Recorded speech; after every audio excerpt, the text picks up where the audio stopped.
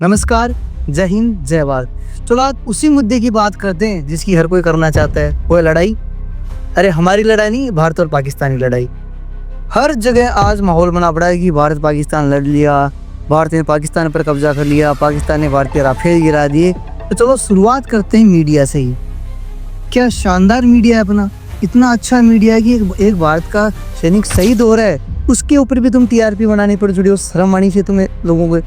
तुम्हारा काम है भैया मीडिया का सच को दिखाना, ना कि टीआरपी बढ़ाना। अगर तुम्हें पैसे ही कमाने हैं तो मीडिया वाला एक अच्छा नोबल प्रोफेशन तुमने क्यों चूज किया? तुम कोई ऐसा प्रोफेशन चूज करते हैं ना जहाँ तुम पैसे कमाते। तुम्हारा काम है सच को दिखाना।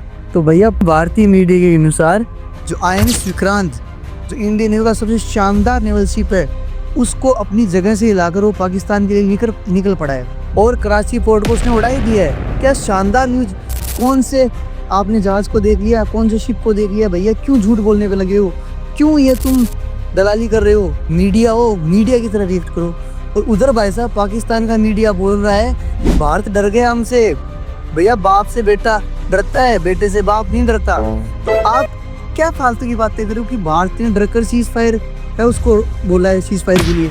और दूसरा वहाँ के डिफेंस मिनिस्टर तक बोल रहे हैं कि हमने भारत के 5 राफेल उड़ा दिए।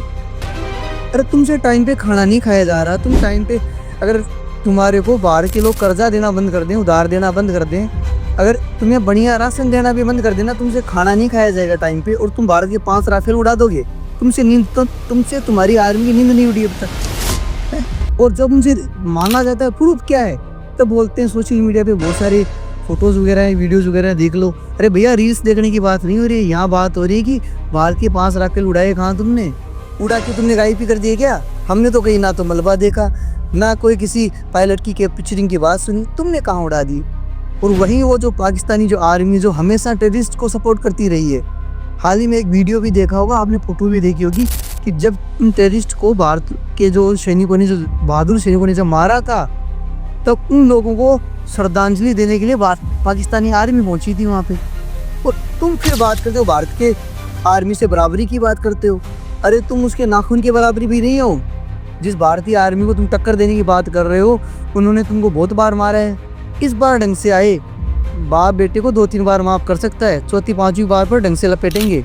तो इस बात का यही है कि भैया झूठ दिखाना बंद कीजिए। और वहीं दिखाया जा रहा है कि जो पाकिस्तान के अंदर भारतीय आर्मी घुस गई है। अरे भैया भारत के मीडिया वालों जागो, सच दिखाओ, झूठ मत दिखाओ, ये दलाली करना बंद करो।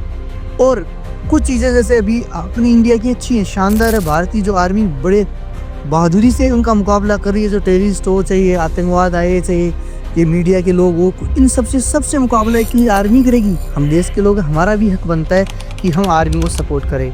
तो आज तक आपने हर सेलिब्रिटी के लिए स्टेटस लगाया है कि उसका बर्थडे तो हज़ारों लोग स्टेटस लगा देते हैं। क्या एक भी जने ने स्टेटस लगाया है कि भारतीय आर्मी में तुम्हारे सपोर्ट में, हम तुम्हारा साथ देंगे? अभी यही किसान आंदोलन होता है, ये कोई होता तो हम सारे उसको सपोर्ट करने निकलते। अच्छी बात है, किसानों को करना चाहिए। बट क्या इंडियन आर्मी जब आज लड़ाई लड़ने जा रही है, एक उस दौर पे अपना देश खड़ा है जो हम लड़ाई के कगार में, तो क्या इंडियन आर्मी को सपोर्ट की ज़रूरत नहीं है? हर एक इंसान को सपोर्ट की ज़रूरत पड़ती है। तो सब आर्मी का सपोर्ट करें। अपने आर्मी के 2 बहादुर ऑफिसर्स, जो महिला ऑफिसर्स ने आजकल कमान संभाली है, और वही पूरे इस वार जोन को डील कर रहे हैं। तो बोलते हैं कि नारी नर पे कल भी बारी थी, नारी नर पे आज भी बारी है। और नर नारी का कल भी आभारी था और नर नारी का आज भी आभारी है। तो भैया इन नारियों ने, नारी शक्ति के हाथ में अब अपनी कमान। और देखना हर बार पुरुषों के हाथ में रहती तो बचाते हो।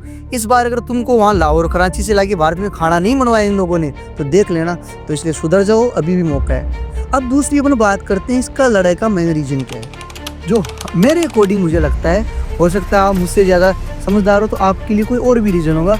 जो रीज़न है कि चाइना और USA मेन रीज़न है। ये 2 वो बंदर हैं जो हमेशा लोमड़ी की लड़ाई का फ़ायदा उठाना जानते हैं। आपने कहानी तो सुनी होगी कि बंदर और रोटी वाली, है ना? जब 2 लोमड़ियाँ लड़ती है तो बंदर उनको आधा आधा रोटी करने के चक्कर में पूरी रोटी खुद खा जाता है। तो वही कर रही है पाकिस्तान और चाइना, ना के लिए USA और चाइना। वो पाकिस्तान और भारत को लड़ा के उस लड़ाई से खुद का फ़ायदा निकालने में लगे। चाइना का फ़ायदा क्या है? चाइना का फ़ायदा साहब ये है कि पाकिस्तान से होते हुए चाइना तक अरेबियन सी से एक रास्ता जाता है। अगर पाकिस्तान की चाइना की नहीं बनी तो रास्ता बंद हो जाएगा। अगर वो रास्ता बंद हुआ तो जो अपना चाइना भाई साहब है, उसको टैरिफ देना पड़ेगा किसको? अमेरिका को। और उनके तो पहले ही लफड़ा चल रहा है, उनकी तो लड़ाई इसी बात की तो लड़ाई चल रही है, कभी चाइना बढ़ाता है तो कभी अमेरिका बढ़ाता है। तो वो तो सिर्फ अपना फ़ायदा निकालना चाहते हैं कि मेरा सामान सस्ते में मेरे पास आ जाए और मेरी कंपनियों के अंदर कोई नुकसान ना हो, ये तो चाहता है चाइना। अब अमेरिका का फ़ायदा क्या है?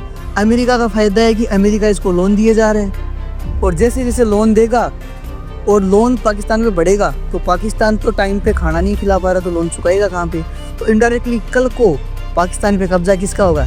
चाइना ने बहुत सारा लोन पाकिस्तान को ऑलरेडी दे रखा है, और अभी ताज़ा रिपोर्ट के अनुसार जो अपना पाकिस्तान जो अपना ही है खुद का ही, उन्होंने 18 से 20 हज़ार करोड़ का कर्जा प्लस केस IMF से लिया है, और जिसके अंदर पूरी मैन भूमिका है साहब अमेरिका की।